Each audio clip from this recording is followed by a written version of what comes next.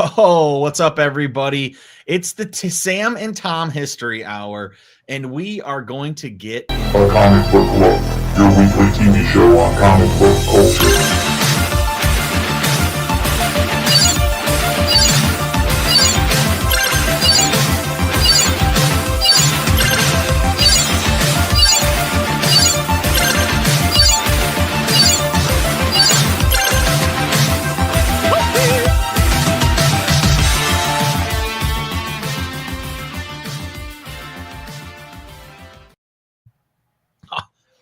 Never gets old. Never Gets Old. Sam, great to see you. Welcome, everybody, to another edition of a Comic Book Look. I'm your boy, Tom. I got my homie with me, Sam, and we are going to do things a little bit differently today.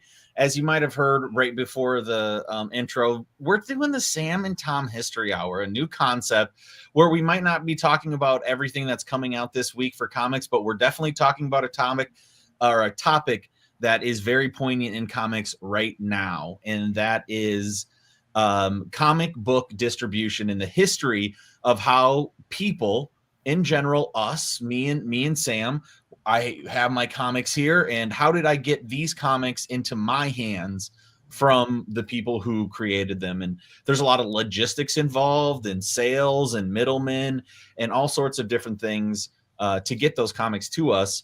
And recently there was a kind of a big change in comic distribution with Diamond announcing that they will probably be going bankrupt, and it's causing some different things happening right now. So as that breaking news is coming out this week, me and Sam thought, hey, let's explore a little bit of what used to be and how did we get to where we are. And, you know, of course, we'll be real opinionated on it and let you know what you guys should think too.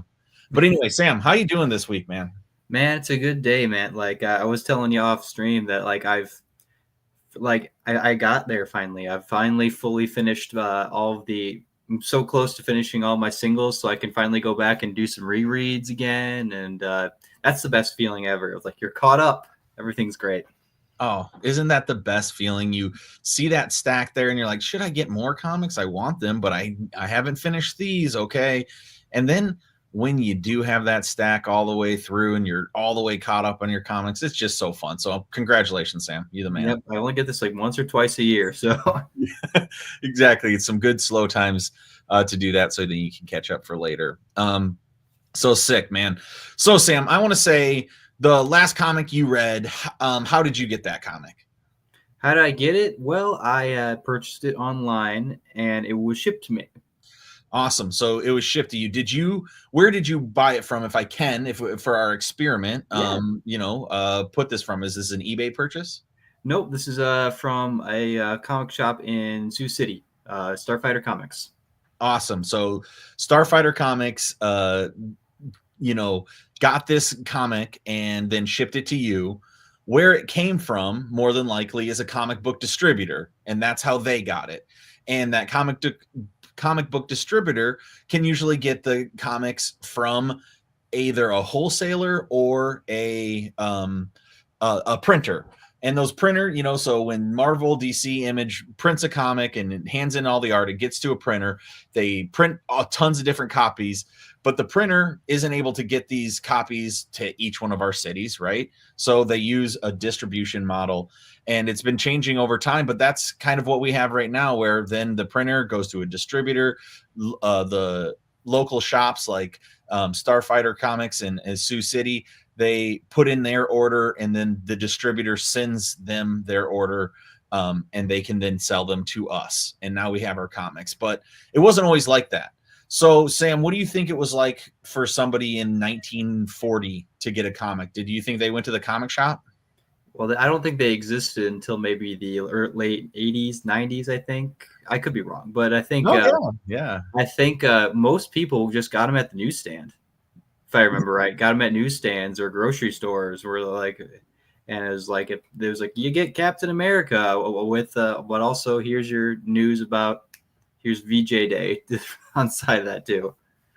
Yeah, exactly. So that's they were exactly right, Sam. Right? I mean, there were no comic shops. Comic shops were made maybe in the late 70s, early 80s is when they started. But yeah, you're exactly right.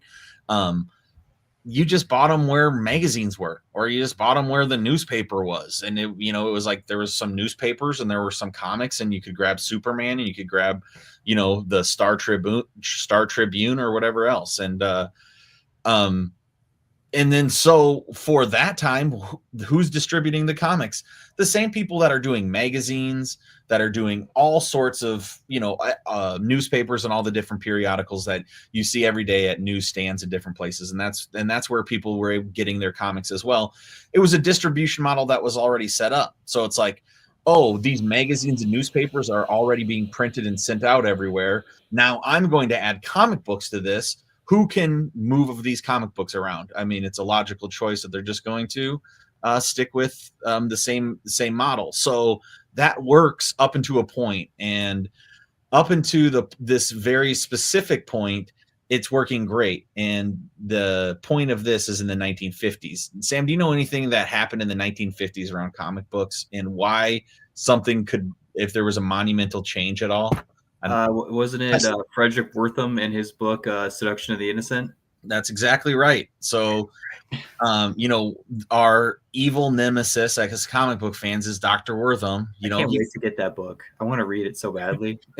He fucked us over hard, right? Yeah.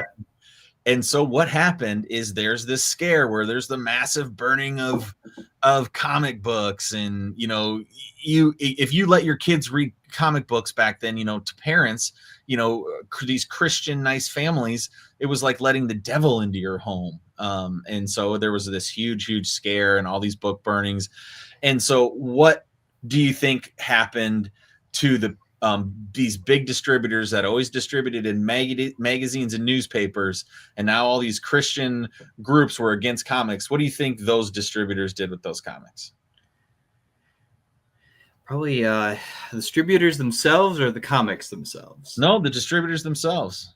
Well, what probably happened is they probably pulped a lot of that stuff, or maybe they put it back through the recycling. Probably like fed it through so they could reuse that paper for something else, perhaps, or maybe they just burned it, threw it away.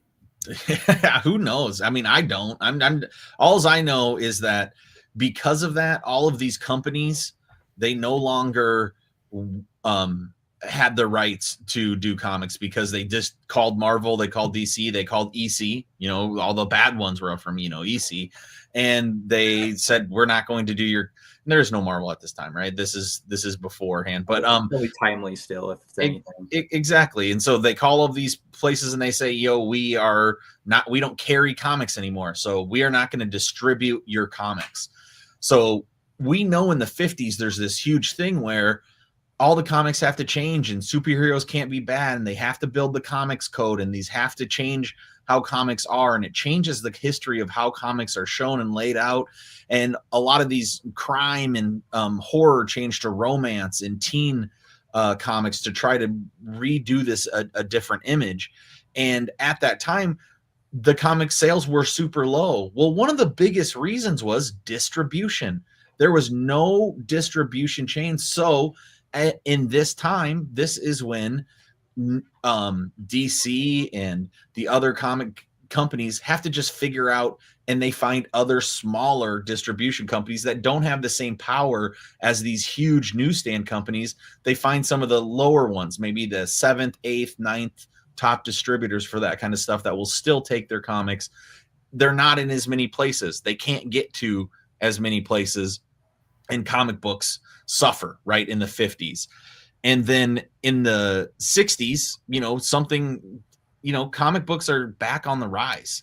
And at that time, you got the Batman series is coming out. Marvel is formed. So everybody's super hyped on, all the new Marvel characters.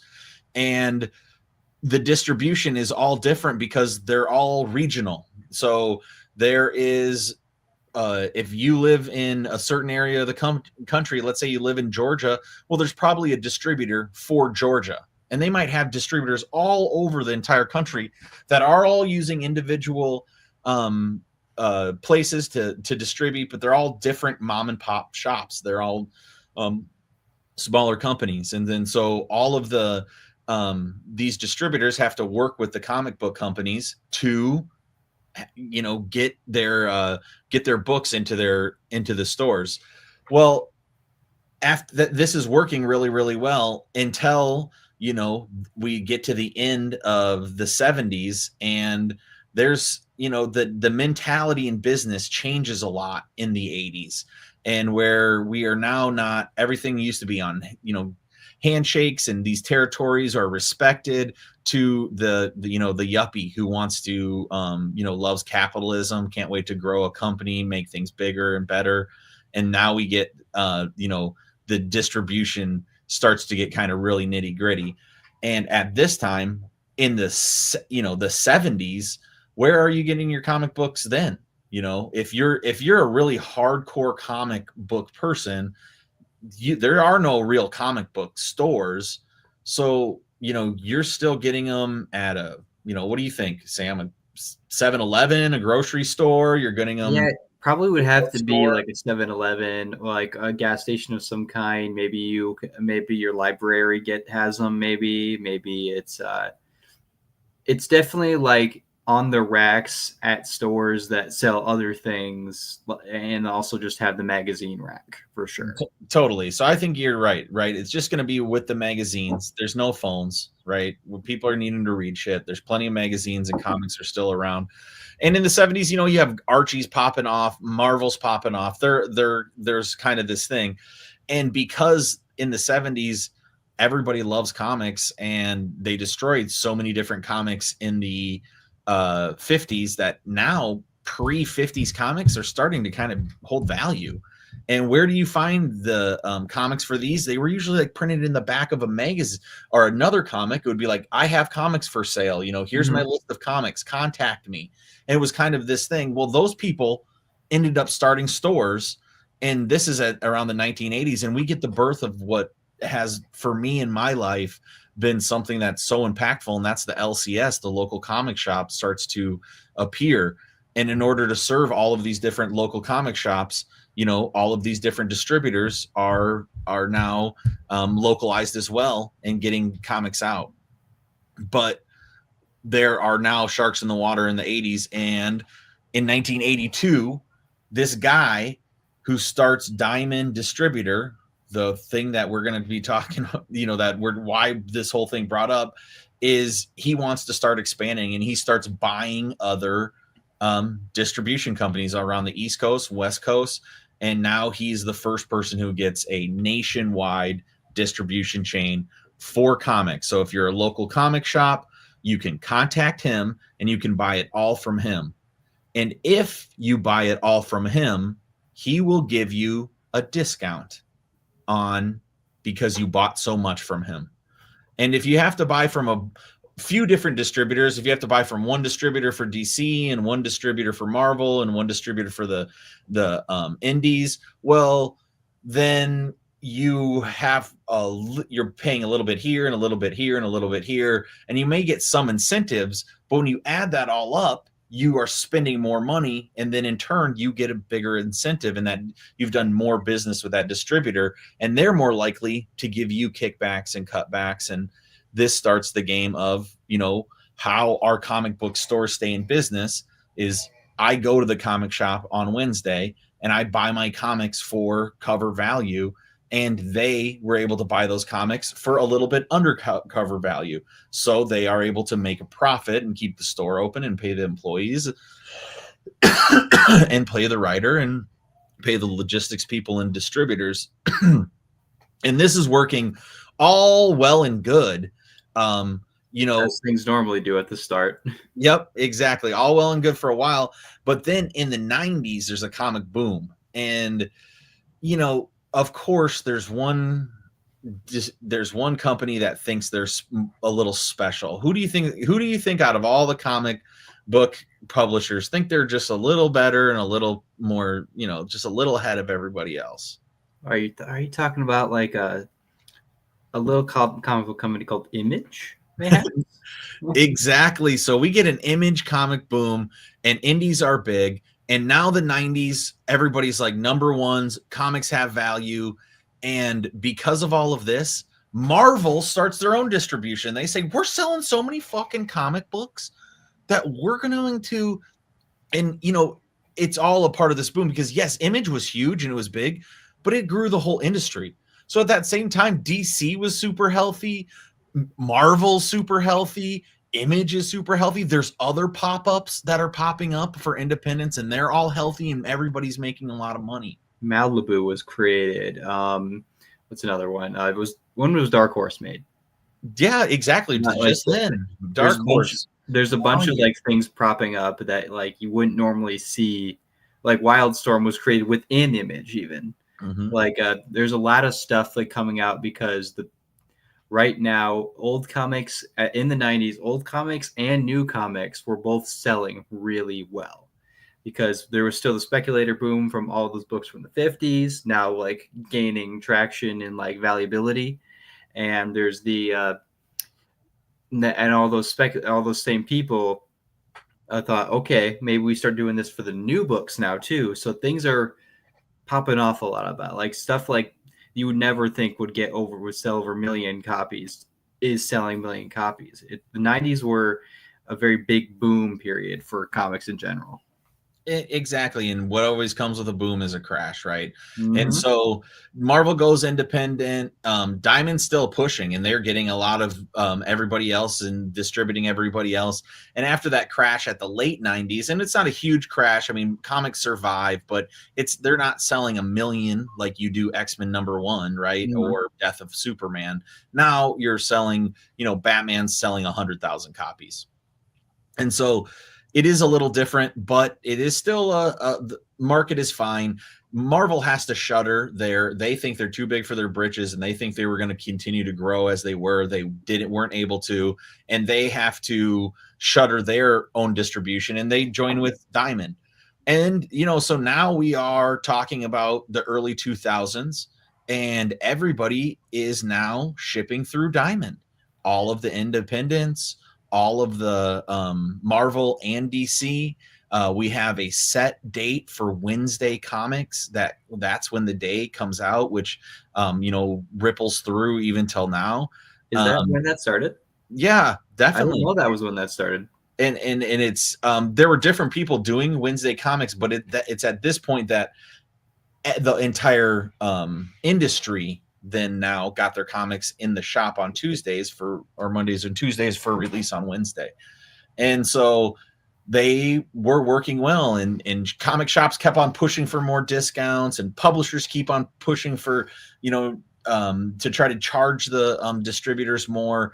But for whatever reason, it works. And even at this time, I'm hearing like comic people complain about, Diamond this and they were damaged or it was late, and there's different problems. But now looking back at them going through bankruptcy, it's like that seems small. They were for the most part, I always got my comics, and I got them on time from 2020 or probably 2004 until now.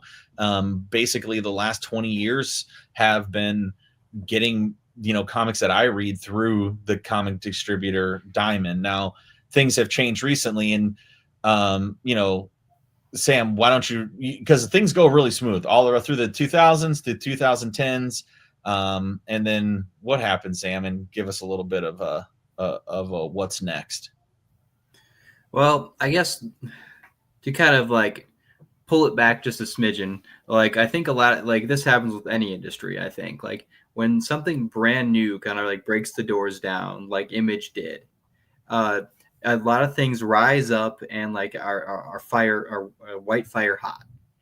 And then as time goes on, things like the hype has died down. There's less room for more fish in the sea, and all of a sudden things got to kind of rather they have to all commune in one zone, or things are going to slowly fade away, and the things that are still around will all kind of like work together. And that's what I think happened there. Everybody kind of saw that like, okay, Diamond seems to be where we're all headed. Let's all just go to Diamond, and we'll all have the nice stability that we kind of need after like a firecracker decade of just like all this.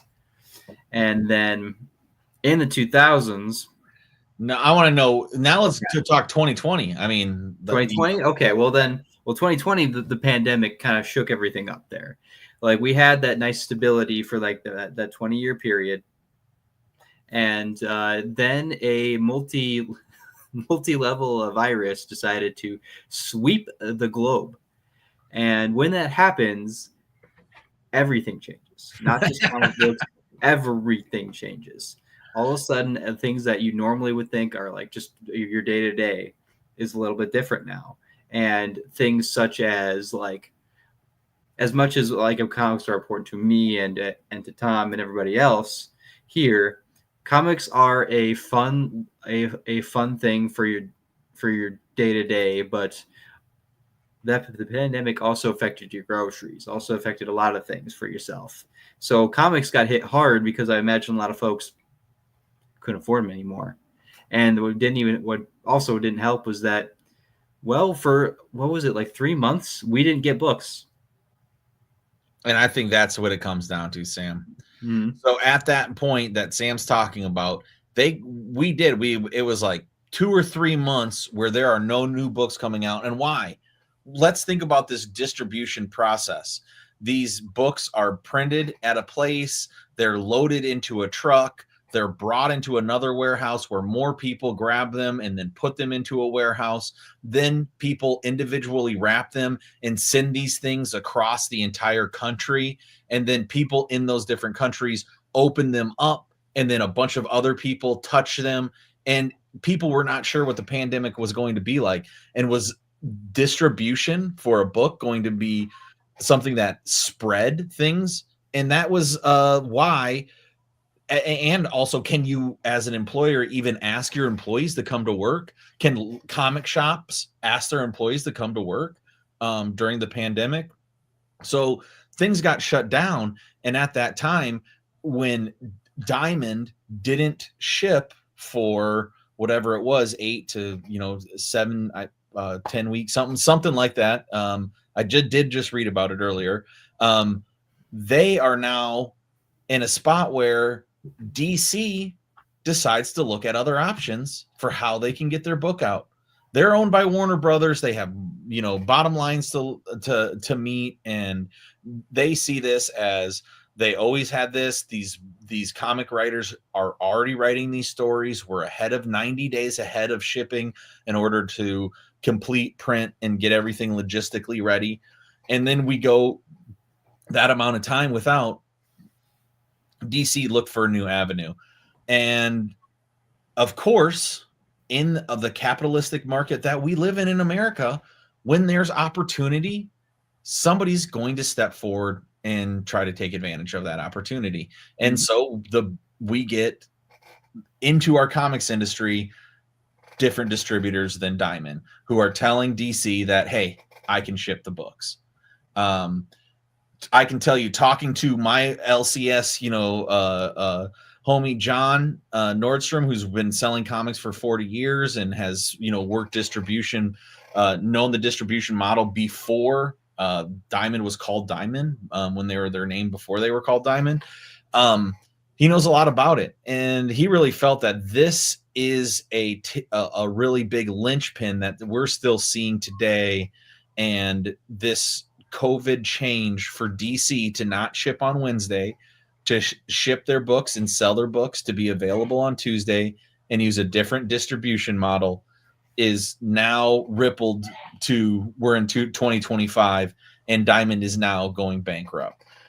Sam, what do you think are some of the reasons that, these ripples happen? What do you think are some of the ripples that came through from DC trying to look at these two other distributors?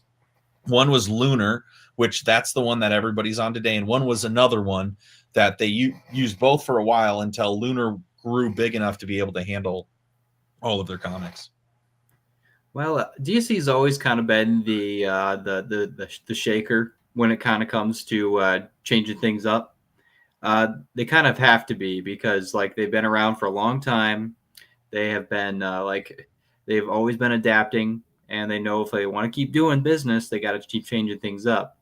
And they know they're not going to sell as much as Marvel on most bases. So they probably saw this as we can jump on this now. We can get our books out. We can get DC books on the shelves when there's nothing else there to have.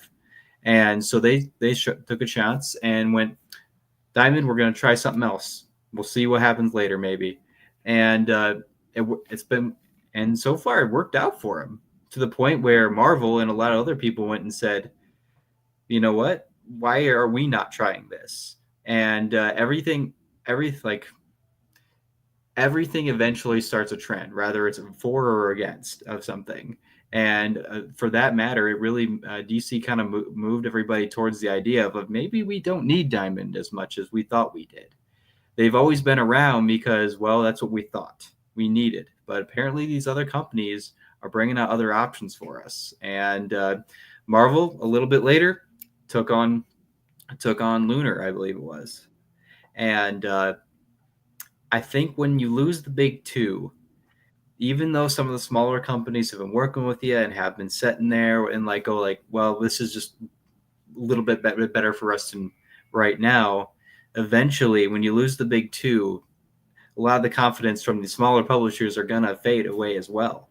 So it's like, I think once DC moved and Marvel moved with it, it was kind of closer to the end than they thought that it was. Yeah, and at the time, what they even actually did, Sam, was change to working with the book manufacturers and distributors. So these Penguin, or I think it's Penguin Books, is the actual person who distributes these everything from Marvel and DC. So as soon as they're printed, they just go over here, and then Lunar would actually can order from the Penguin. For Marvel and DC, and that's how that works. And and so then you now have a middleman that Marvel and DC is just out of it, and they're saying, okay, now you guys just figure it out. We're going to go the route of the books, and if Lunar's going to do it, great. And DC says, actually, coming out on Tuesday has been good for us, so we're going to continue to do it. And as a lot of comic fans are, people have seen over the last few weeks, comics have been late for the last month. And that's been nationwide because of these things that are coming down the pipe with Diamond. But DC's always there. And so DC has not messed up. And that kind of shows where the strength of switching to Lunar may have been a good idea. Now, Previews, this big, thick book, is printed by that's a Marvel Preview. So hold that up.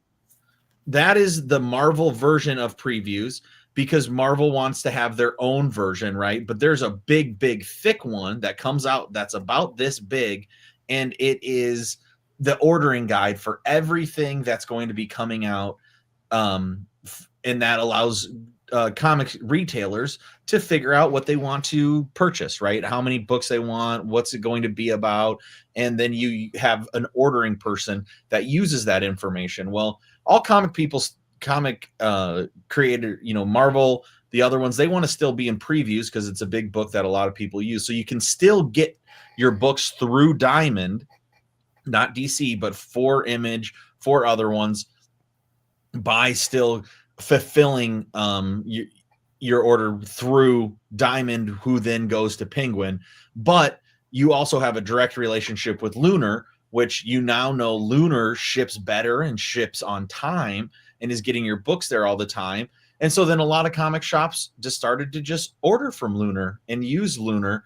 And then if you can get Image, DC, and Marvel from Lunar, and you could potentially get it from Diamond as well, what's your incentives as a retailer to choose Diamond over Lunar? It's tough, right? I mean, they're shipping on time. You're going to maybe get better discounts because you're buying everything from one place like we were talking about, but that sacrifices your customer who you want to satisfy, like me, who goes to the shop every Wednesday. And so that's where they're at right now. And we're seeing where DC books are on the shelf every single week and the Diamonds are not. I also heard that one of the reasons that hiccup started was because the lease that they had their warehouse in ended up kind of getting messed up. So then they had to move their entire inventory from one place to another. And that, takes times and messes logistics, and mistakes like that are going to cost you.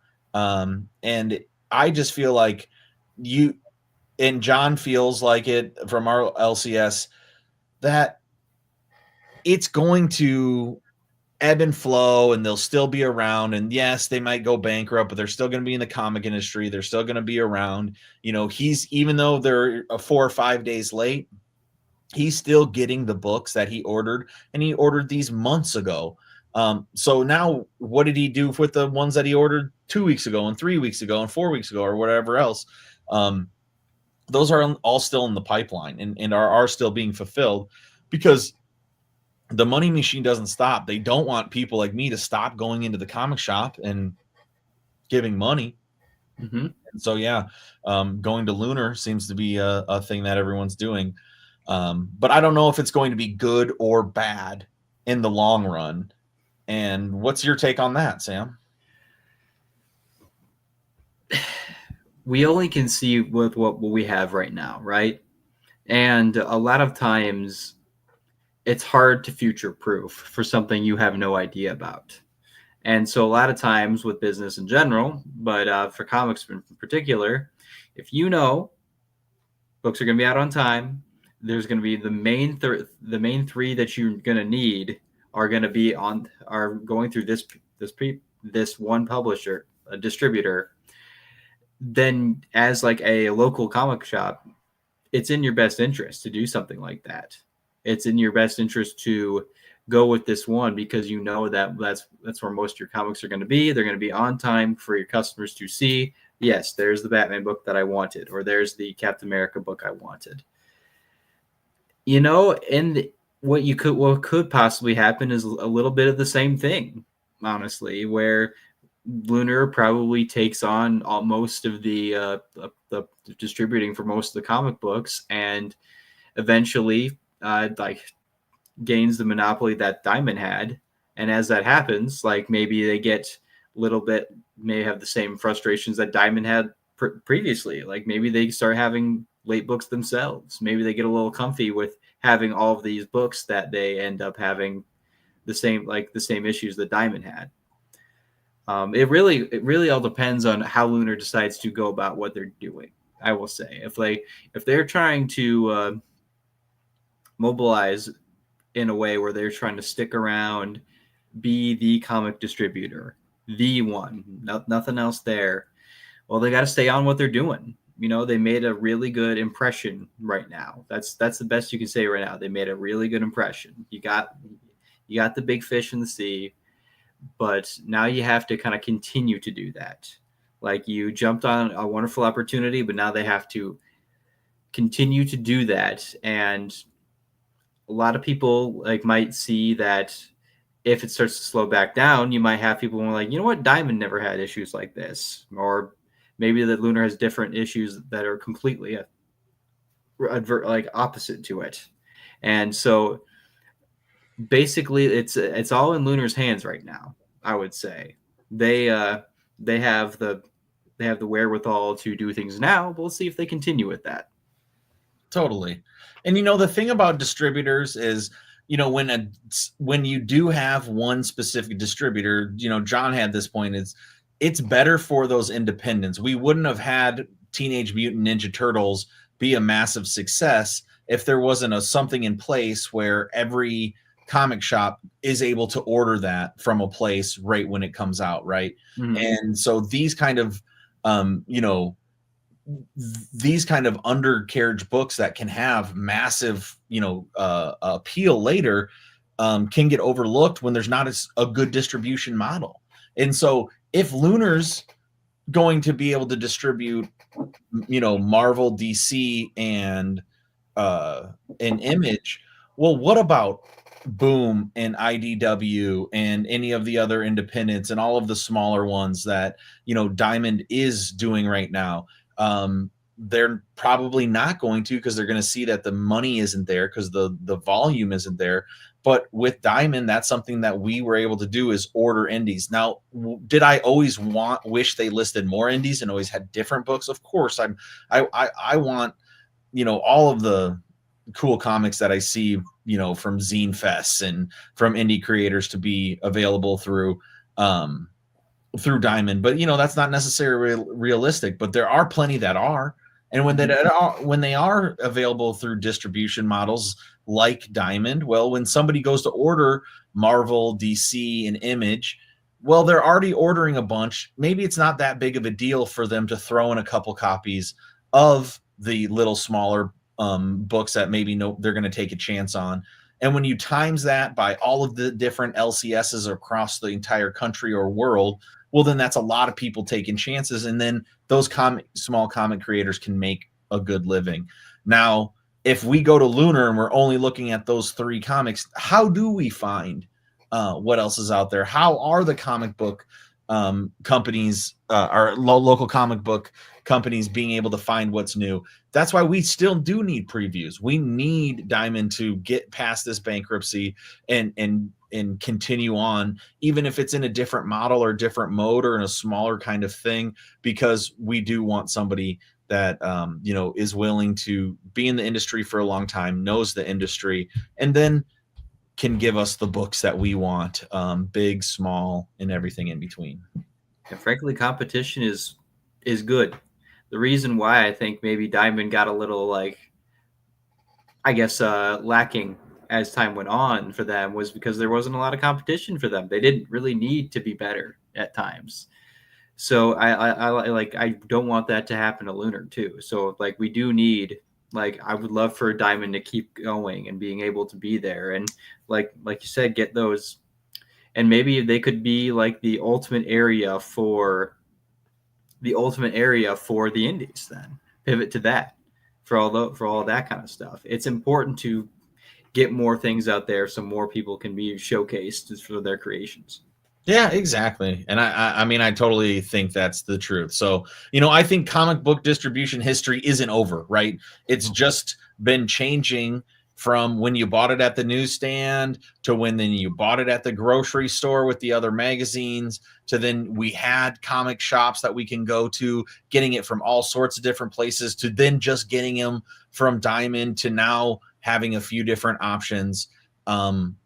And to your point, steel sharpens steel, baby. So that's exactly right.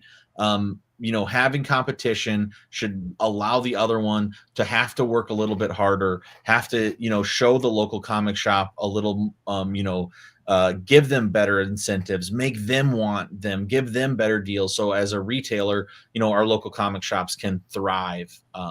And that's what we want, right? I want a healthy comic book industry, but we just know it's changing. Even in Marvel Comics today, all of them still have a little tag where you can get your digital comic of your copy. I mean, I feel like, do they know their customers? How many people are actually ruining their near mint copy to get that little digital number? But I'm sure enough are that. Yeah. I want that. I want that stat. I want to know how many people are doing that.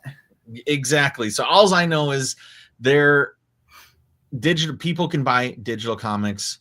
People are buying physical comics. People are just reading graphic novels. People are, new people are going and getting into comics on a weekly basis.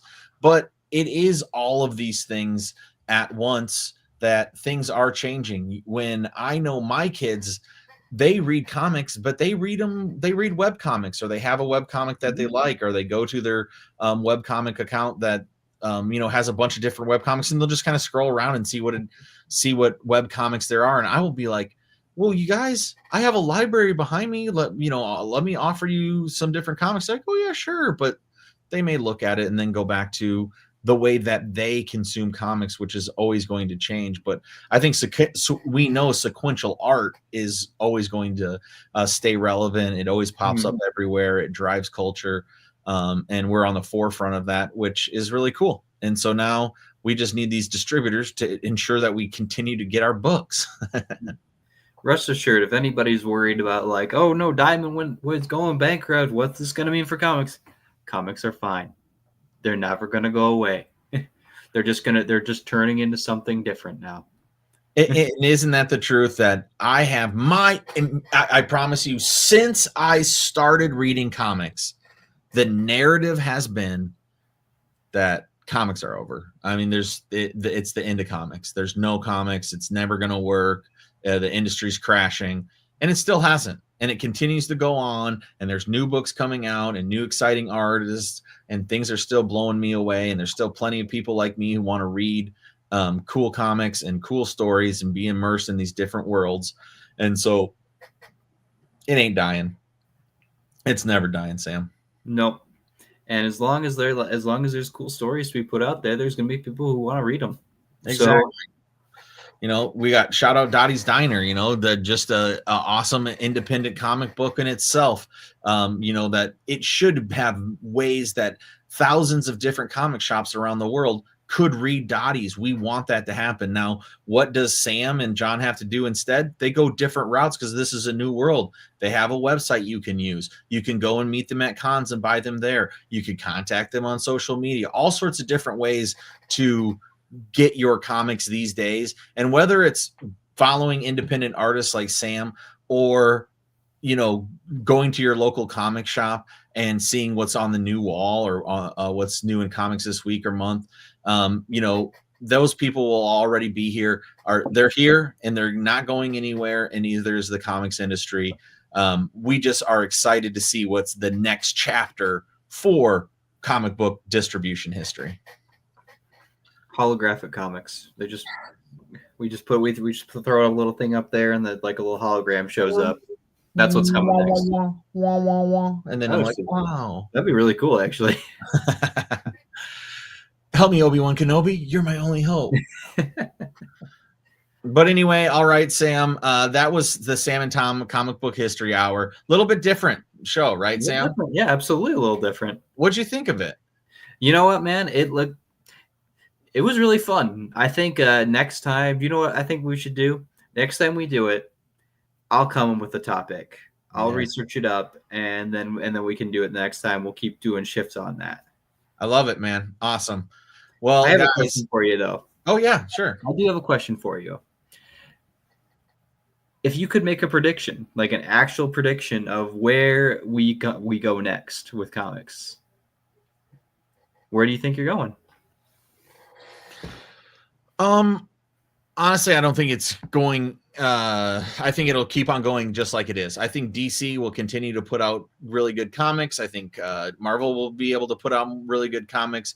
I think Image will continue to put out more comics over the next 10 years.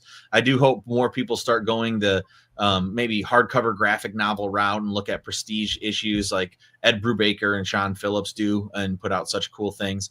But yeah, I don't think it's going to change. And I think maybe it will change slightly how people continue to buy, that maybe more people will buy online, or they'll have subscriptions from other comic stores in different cities that ship them, their comics every few weeks. And I still think that brings the model of still buying from a comic book store. And so in my mind, it's not going to be some sort of huge change by any means. I think we're all going to still get, I think in 10 years, I'll still go to Rainbow and get my comics. And if Rainbow's not the place to get my comics because, the competition got hot and somebody shut them down, well, I'll be at that competition, making sure I get my comics. So that's where I see the industry going. Even though there's a lot of talk, I just don't think there's going to be a big change. Now, I could see Lunar completely taking over and having to pick up the slack where Diamond does. I just don't know if they have the capabilities to publish previews and do all of the different things that they do. I'm sure they do, but it's just yet to be seen. So I'm not sure on that point. But on the other side, I just think it's going to keep on rolling. Yeah, it's if any change, like anything recently, it'd be microbial. It's just gonna be like a very tiny little stepping stone, and then 15 years ago we'll see like, oh yeah, that was a little different than it was now. Exactly. That's how I think. It's just gonna be very gradual. But who knows? Maybe it will be. It's like what's happening with Blu-rays, right? It's almost a dead market at this point where they're selling less and less. People, it's hard to get a Blu-ray player. It is traveling downwards, but is movies traveling downwards? No, because they've all just are available on their streamers and everybody can just stream and you go to stream. So we aren't watching less movies. We're just consuming those movies in a different way than we did in the past. And that could happen with comics as well. We just have to be open to it. Mm-hmm. Absolutely. Well, awesome, Sam. Thank you for doing this great show with me. Begging and boarding is never boring, and all of the other great things. John, Mark, we miss you, dogs. R.I.P. Skylar. R.I.P. Ken. Not actually gone, but forgotten because we haven't seen him in so long. Yeah, love you guys. Bye. See ya. Is it done yet, Sam?